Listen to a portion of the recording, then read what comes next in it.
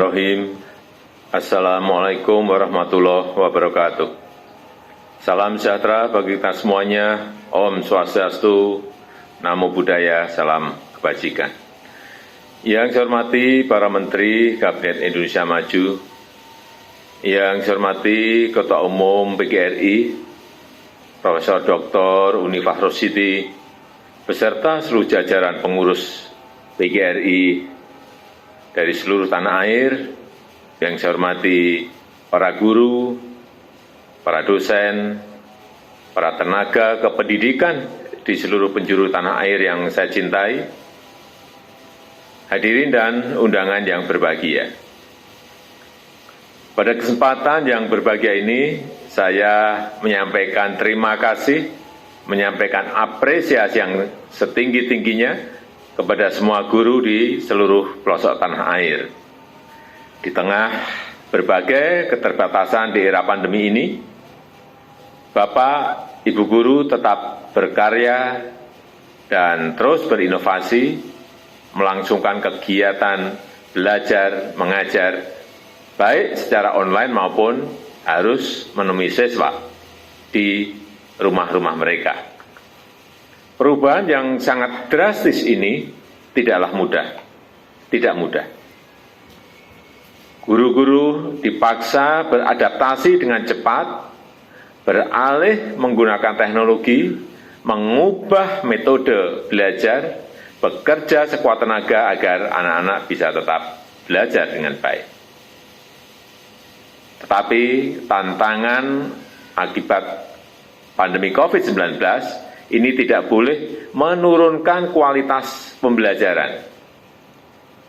Keterbatasan harus diatasi dengan kreativitas, membuat siswa belajar dengan antusias dan memotivasi siswa menjadi pembelajar mandiri. Tantangan pendidikan di era pandemi ini juga harus kita atasi dengan sinergi, dengan kerjasama, bahwa pendidikan adalah tanggung jawab bersama, bahwa pendidikan anak tidak bisa hanya dilakukan oleh para guru. Peran orang tua sebagai pendidik utama keluarga sangatlah penting. Kasih sayang dan bimbingan orang tua sangat mendukung keberhasilan proses belajar anak. Oleh karena itu, komunikasi dan kerjasama antara guru dengan orang tua harus terus ditingkatkan.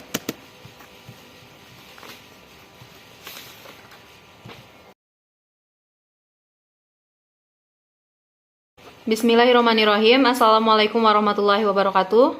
Peace be upon us all. Om Swastiastu, Namo Buddhaya, greetings of virtue. I respect the ministers of the Advanced Indonesian Cabinet. I respect the General Chairman of PGRI, Professor Dr. Unifah Roshidi, and all the ranks of the PGRI management. From all over the country that I respect, teachers, lecturers, education staff, in all corners of the country that I love. Ladies and gentlemen, on this happy occasion, I express my gratitude, express my highest appreciation to all teachers in all corners of the country.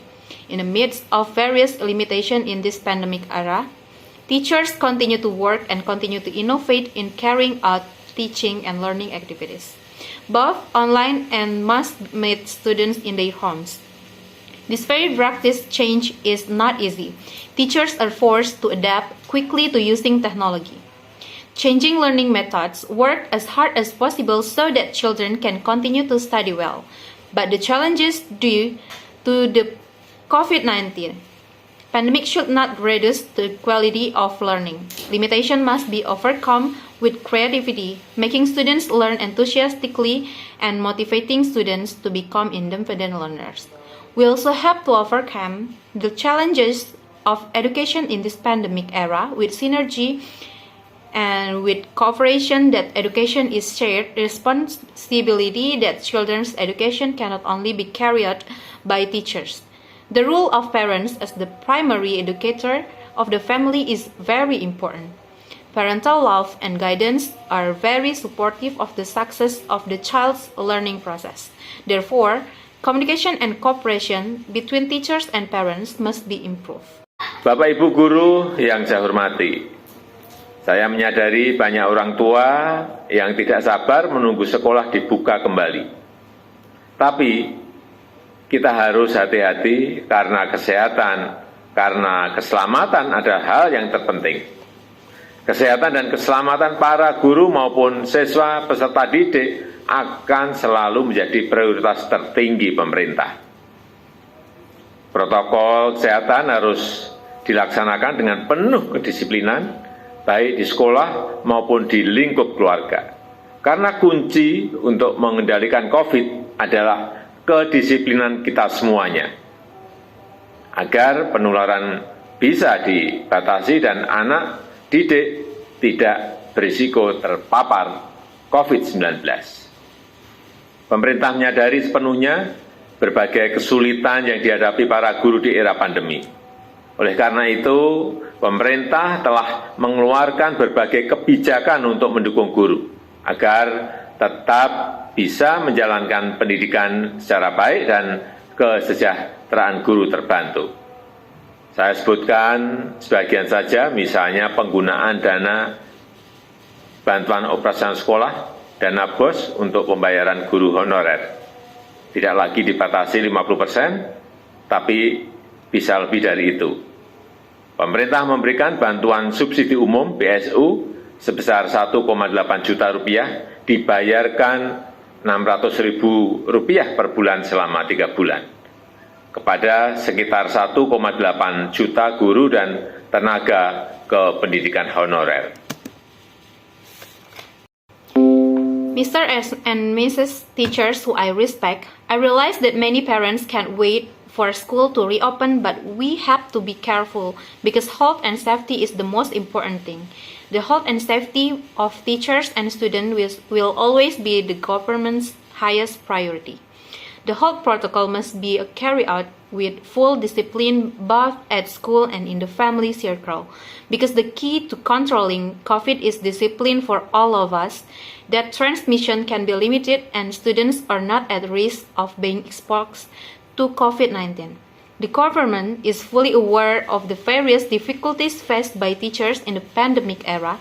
Therefore, the government has issued various policies to support teachers so that they can continue to carry out good education, and the welfare of teachers is helped by me. Mention only a few. For example, the use of the School Operational Assistance or BOS funds for payment of honorary teachers is no longer limited to 5,000, but can be more than that.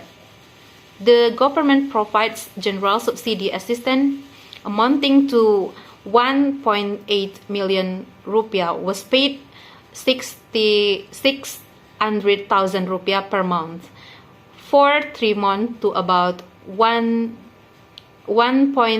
million teachers and honorary education personnel.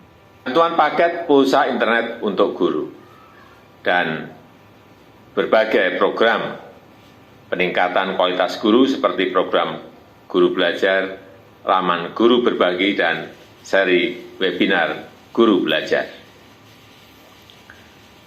Pada bulan September 2020 kemarin, saya juga telah menandatangani Peraturan Presiden Nomor 98 Tahun 2020 tentang gaji dan tunjangan P3K, pegawai pemerintah dengan perjanjian kerja. Saya ingin guru-guru kita yang berstatus P3K memiliki gaji dan tunjangan setara dengan PNS yang lainnya. Saya sudah menginstruksikan kementerian, lembaga terkait dan pemerintah daerah untuk berkoordinasi dan berkolaborasi melakukan rekrutmen seleksi guru ASN dengan status P3K mulai tahun 2021 dengan jumlah yang besar. Hadirin yang saya hormati, pemerintah menyadari adanya masalah ketercukupan jumlah guru yang harus segera kita atasi. Saat ini, keberadaan guru honorer memang sangatlah besar peranannya dalam membantu keberlangsungan pendidikan di negara kita. Tidak semua memenuhi syarat untuk menjadi PNS karena memang usianya melampaui usia yang ditentukan oleh undang-undang. Oleh karena itu, percepatan penambahan guru yang paling utama adalah melalui rekrutmen guru dengan status P3K yang sama-sama berstatus ASN seperti juga PNS dengan kesejahteraan dan karirnya seperti PNS. Pada tahun 2021 ini, kita akan melakukan rekrutmen guru ASN dengan status P3K dalam jumlah yang besar. Peraturan Presiden nomor 98 tahun 2020 tentang gaji dan tunjangan P3K, bahwa guru yang berstatus P3K akan menerima gaji dan tunjangan setara dengan PNS lainnya. Saya berharap hal ini akan berdampak signifikan pada kesejahteraan guru di seluruh tanah air dan meningkatkan kualitas pendidikan kita. Terakhir, saya mengucapkan selamat Hari Guru Nasional dan HUT yang ke-75 PGRI. Terima kasih kepada para guru yang pantang menyerah dan terus berjuang di tengah keterbatasan. Terima kasih telah mendidik generasi bangsa menjadi SDM unggul yang selalu mencintai Indonesia. Wassalamualaikum warahmatullahi wabarakatuh.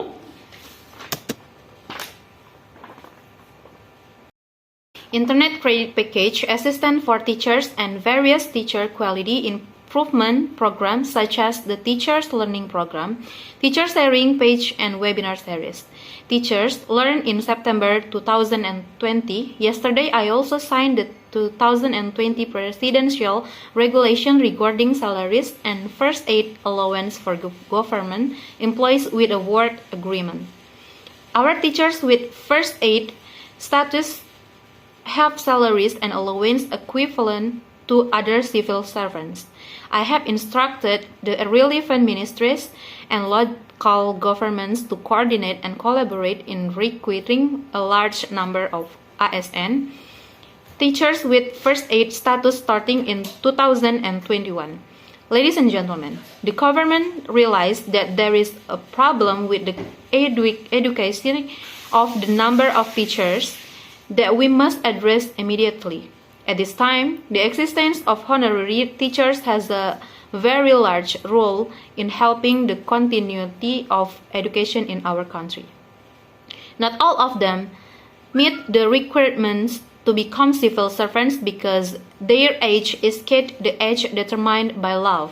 Therefore, the most important acceleration of teacher addition is through the requirements of teachers with first aid status, who both have ASN status as well as civil servant with welfare and career such as civil servant in 2021.